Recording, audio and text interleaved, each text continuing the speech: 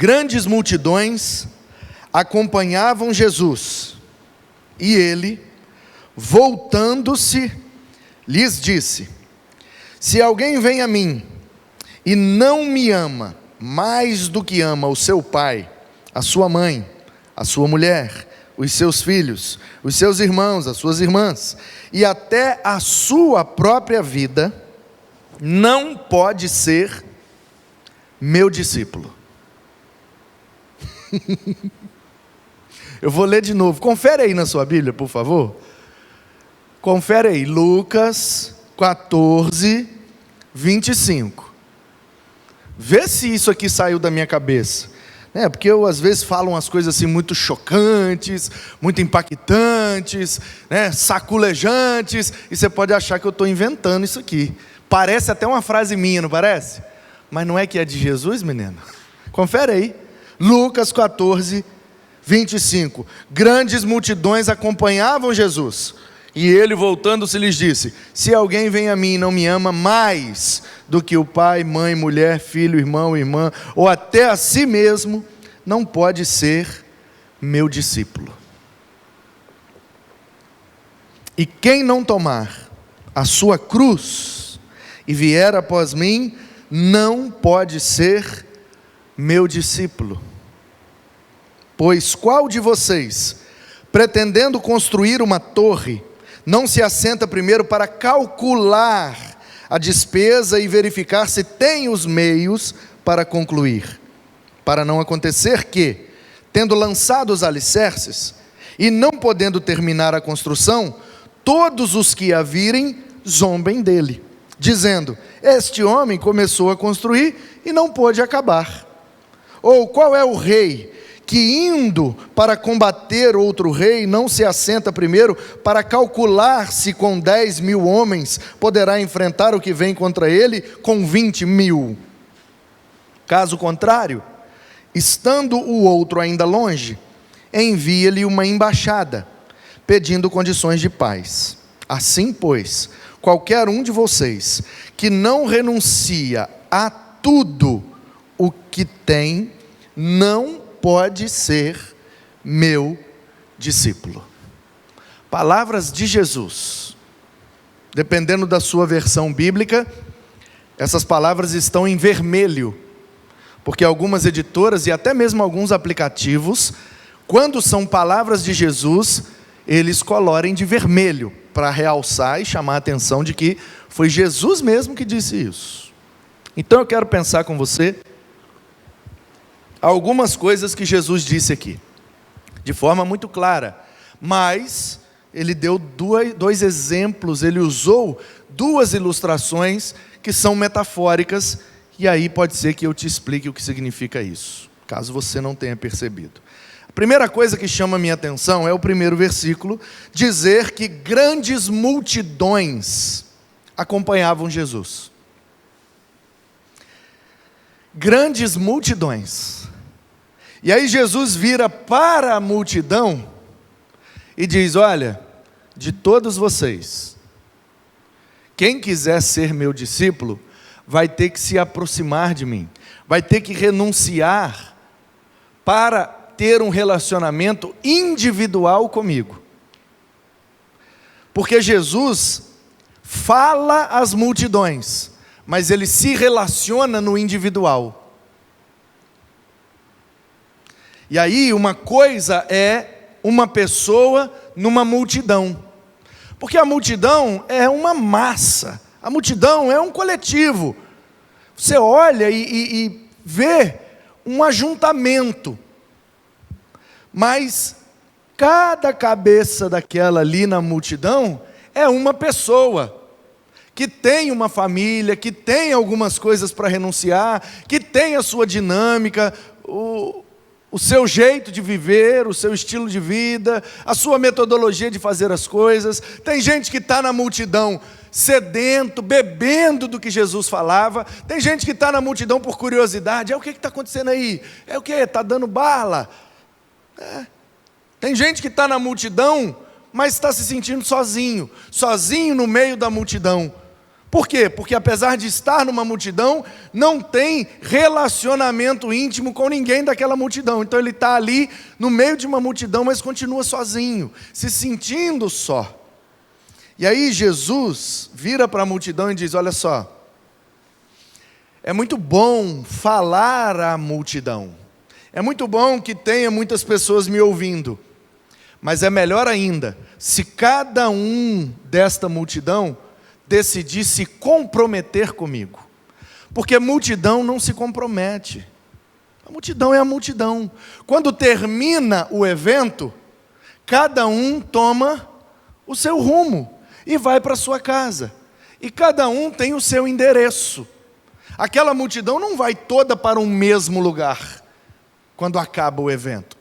Juntaram 50 mil pessoas para assistir o cantor tal. Enquanto eles estão ali, eles estão cantando junto, lindo, não sei o que e tal. Aí o cantor se acha, né? Olha quanta gente me ama. Mas quando termina o show, as pessoas vão cada um para suas casas e o cantor vai para a casa dele, todo mundo sozinho.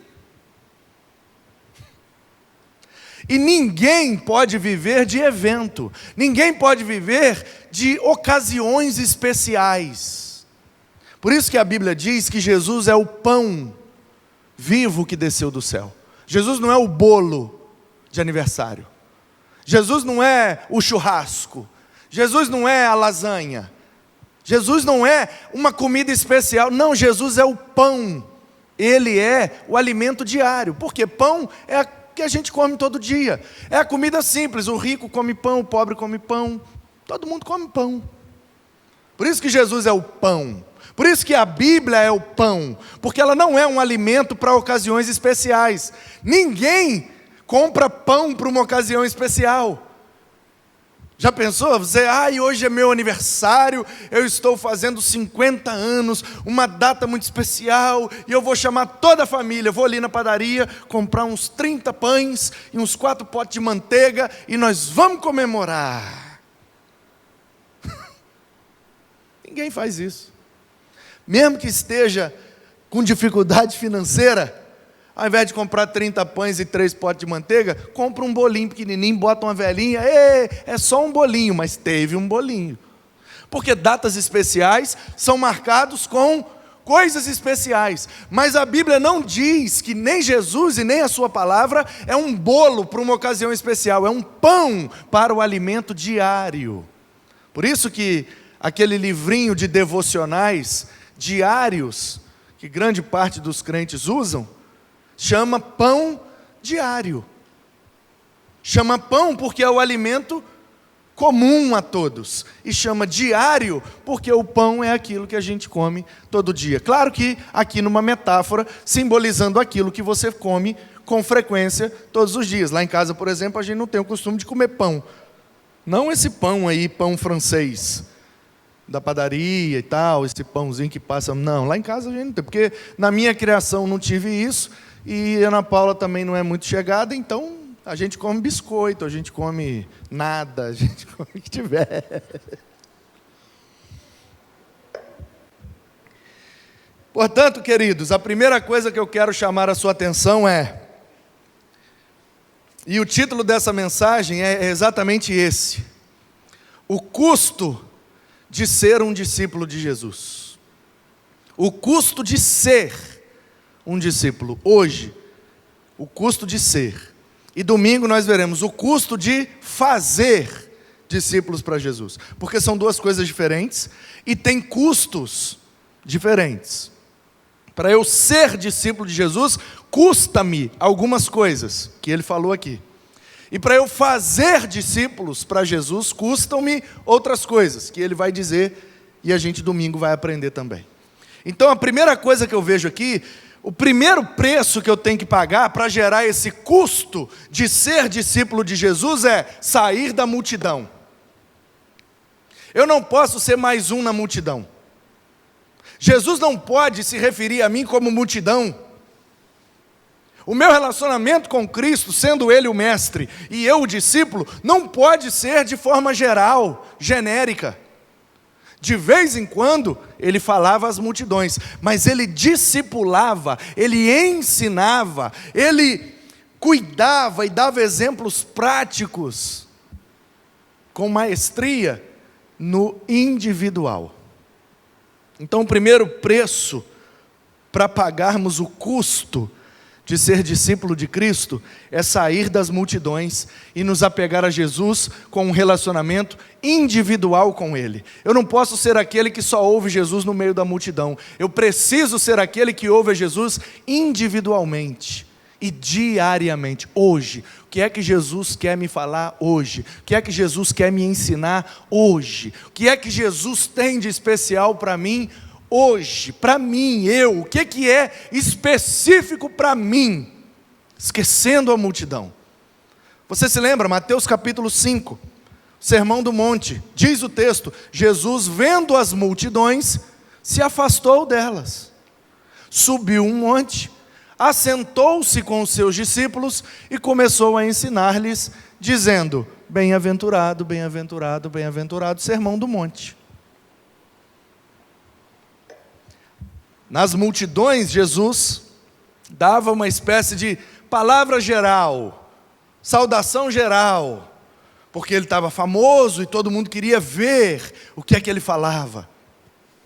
Mas Jesus discipula mesmo, não é na multidão, é no individual. Ele se retira e à parte ele vai ensinando os seus discípulos. Portanto, a primeira coisa que nós temos que fazer para pagar o preço, para gerar um custo para nós, o preço que temos que pagar, e o custo de ser discípulo de Cristo, sair da multidão e ter um relacionamento individual com Ele. Depois, temos que estar dispostos a renunciar todas as coisas por causa dEle. Ok? Veja bem, tem gente que acha assim, então, e foi assim que eu entendi. Quando eu converti no início da minha caminhada, o pastor pregou em alguma ocasião, algum culto, esse texto. E quando eu li esse texto, acompanhando o sermão, eu estava começando a minha caminhada de discípulo de Cristo. O que é que eu entendi? Então, para que eu seja discípulo de Cristo, eu preciso abandonar a minha família. Então eu tenho que brigar com a minha mãe, eu tenho que brigar com meu pai, eu tenho que brigar com todo mundo e ficar só com Jesus. Mas não é isso que Jesus disse. Num outro texto paralelo a esse, diz, na versão que eu li, dizia: aquele que não abandonar pai, mãe, irmãos, irmãs, não é digno de mim. Só que na versão que eu li, estava escrito: aquele que não aborrecer pai, mãe, irmão, irmã. Porque na linguagem bíblica, amar e aborrecer é no sentido de escolha. Amei a Jacó, aborreci a Esaú. Não é aborrecimento nesse sentido que a gente, de ser chato, de aborrecer as pessoas, de chateá-las, de incomodá-las. Não. Amei a Jacó, ou seja, eu escolhi o Jacó.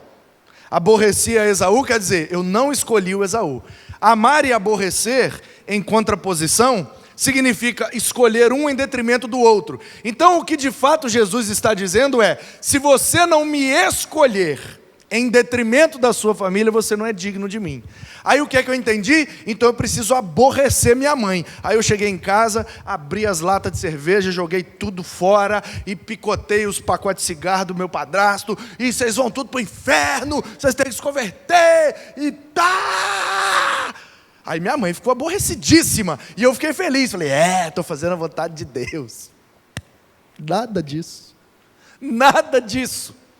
E deu um bafafá danado. E minha mãe ligou para o meu pai foi lá na igreja e quis bater no pastor, deu uma confusão. Fizeram lavagem cerebral no menino, meu Deus, o que está acontecendo? Por quê? Porque eu entendi errado o negócio. Entendi errado. Então, faço questão de te explicar para que você também não entenda errado. E não cause constrangimentos e aborrecimentos desnecessários, algo que Jesus nunca pediu de nós. Eu vou te explicar o que é que Jesus está pedindo aqui. O que Jesus está pedindo é o seguinte: se a sua família, e esse versículo, ele é muito apropriado, inclusive quero dizer a você, ou fazer aqui uma propaganda, pedir a você que assista a live da Hora Nona, ou no meu canal, Manu Mesa Barba, ou no canal da igreja, IB Guaranhuns. Live da Hora Nona com a missionária Conceição, da agência missionária Missões Portas Abertas. Bota lá no YouTube assim, ó, Hora Nona, Portas Abertas. Vai vir a live, assista essa live. Portas Abertas é uma agência missionária que trabalha com a igreja perseguida. Só nos lugares onde é proibido ser crente. E a igreja perseguida, é muito fácil viver esse versículo. Por quê? Porque nos lugares de perseguição ao cristianismo, quando uma pessoa se converte, ela é abandonada da família. Os pais batem nos filhos, botam eles para fora de casa e obrigam eles a negar Jesus, senão eles não vão voltar para a família. E é aí que eles, conhecendo esse texto, eles ficam firmes. Firmes. Nós não negaremos a Jesus. Mas você vai perder seu pai, vai perder sua mãe, vai perder seus irmãos. Não tem problema, eu só não posso perder a minha salvação, não posso perder a vida eterna, não posso perder o meu Senhor, não posso perder o meu Jesus. E eles ficam firmes e constantes, abundantes, inabaláveis e seguem firmes na fé. Mas nós que não estamos num contexto de perseguição, a gente tem a tendência de interpretar isso aqui errado, como eu interpretei. Então, no nosso contexto, que não tem muita perseguição, e a gente não perde a família por virar crente, em alguns casos, no meu caso, eu quase perdi mesmo. E foi complicado. Eu lembro que no início, quando eu batizei, minha avó, nossa, Deus, quase morreu. Usou preto, ficou de luto. E aí eu perguntava para ela, por que a senhora está de preto? Aí ela falava, estou de luto, perdi um neto, porque eu tinha batizado. Coisa lá dela, enfim, ok, eu respeito e amo a minha avó do mesmo jeito. E ela ficou um tempão sem falar comigo. Eu era o neto preferido, assim, mais ou menos, entendeu? Porque eu vivia mais lá e tal, eu era muito carinhoso com ela. E ela parou de falar comigo por alguns anos. Depois foi voltando ao normal, voltou, beleza, hoje em dia está tranquilo. Mas é isso. Então o que Jesus está dizendo é o seguinte: ninguém precisa abandonar família para provar que é meu discípulo. A questão é, se a sua família se tornar um empecilho para o seu relacionamento discipulador comigo, então você precisa fazer uma escolha. Quando a sua família se opor ao fato de você ser meu discípulo, você viu que a conversa aqui é sobre discipulado. Quem não abandonar não pode ser meu discípulo. A conversa aqui é sobre discipulado, não é nem sobre salvação. É aprender com Jesus e diariamente viver de acordo com o que aprendemos dele. Então ele está dizendo, se a sua família ou qualquer outra coisa se colocar entre você e mim nesse processo de discipulado, para você se tornar meu discípulo, você vai precisar fazer uma escolha. É lógico. Se Jesus fala para mim, não toque nesta bateria. Jesus falou claramente, a minha vontade para você é que você nunca toque nesta bateria. Ok. E aí eu estou aqui. Aí, alguém dos que ele citou aqui, algum familiar meu ou até mesmo eu, porque ele diz, pai, mãe, irmãos, irmãs e até a sua própria vida. Dentro de mim há um desejo incessante de botar a mão na bateria, porque carnalmente é prazeroso. Ou alguém do meu círculo, familiar ou de amizade, está me convidando, vem botar a mão na bateria com a gente. E aí eu sei que para ser discípulo de Jesus, para obedecê-lo, ele já falou comigo, não põe a mão na bateria não. Então toda vez que eu ficar entre ir com a minha família, ir pelo meu desejo, ou ir pela vontade de Jesus, é aí que eu provo ser discípulo de Cristo. Quando eu escolho a vontade de Cristo em detrimento de qualquer outra coisa, é quando eu de fato entrei no processo de discipulado. É isso que Jesus está dizendo. Então o custo de ser discípulo de Jesus tem um preço a pagar. Primeiro preço é sair da multidão para ter um relacionamento individual com Ele. O segundo preço é escolher a Ele em detrimento a qualquer coisa, qualquer pessoa, até a mim mesmo. Terceiro lugar, eu preciso calcular esse custo. E se eu não der conta, eu preciso nem começar o processo.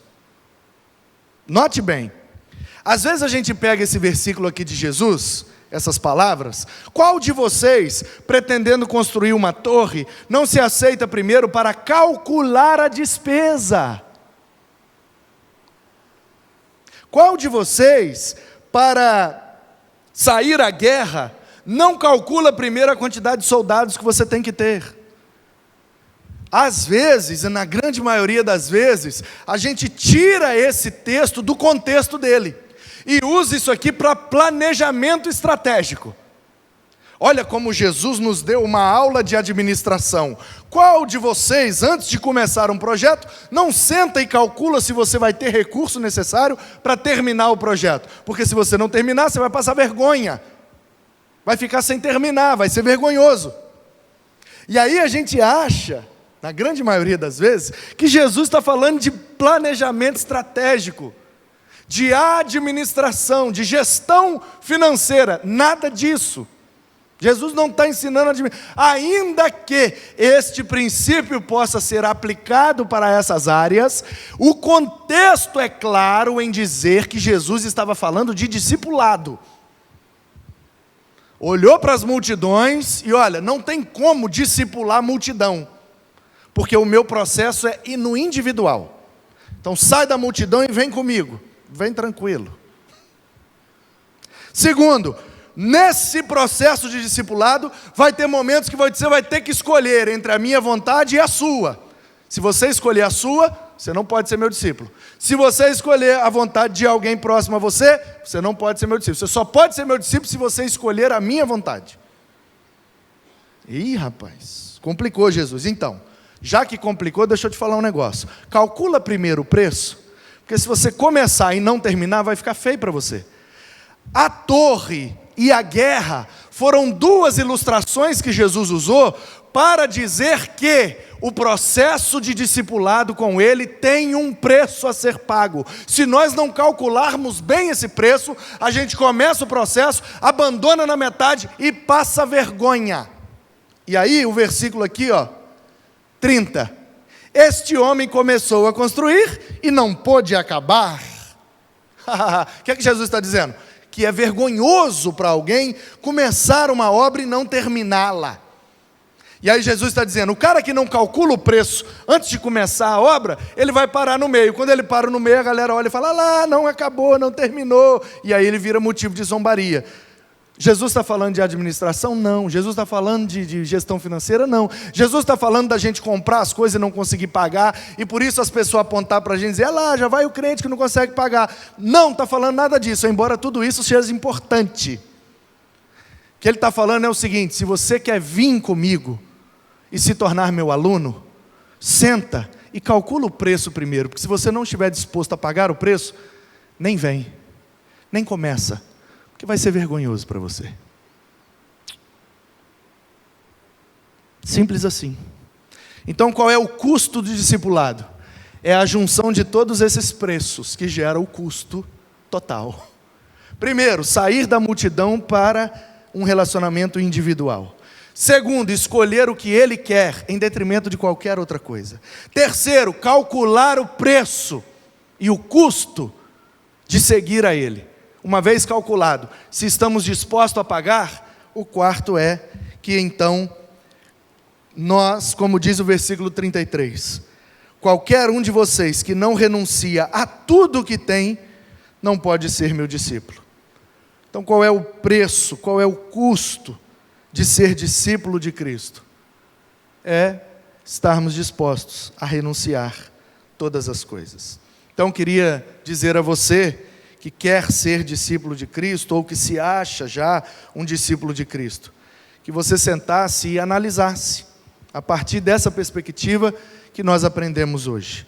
Faça um cálculo aí, será que vale a pena Eu me lembro quando Jesus, de forma mais enfática, começou a me chamar para o ministério e eu sentei para calcular. Bom, eu moro nesse apartamento, eu trabalho ali naquela empresa, eu tenho uma praia aqui do lado, eu conheço todo mundo aqui, poxa, eu moro bem, não ganho mal, minha esposa concursada da prefeitura aqui desse município, meu filho estuda ali, a gente come uma moqueca ali, e a gente vai, a igreja está logo ali pertinho. Qual é o preço de dizer sim para o ministério? Estar disposto a abrir mão de tudo isso, porque poderia chegar o momento em que ele me pedisse, larga o apartamento, larga essa empresa, larga essa moqueca, larga essa praia, e eu quero te levar para fazer minha vontade em outro lugar. E aí quando ele me pedisse isso, se eu dissesse, não, aí não, então eu passaria vergonha. Por quê? Porque eu comecei uma obra e não daria conta de terminá-la.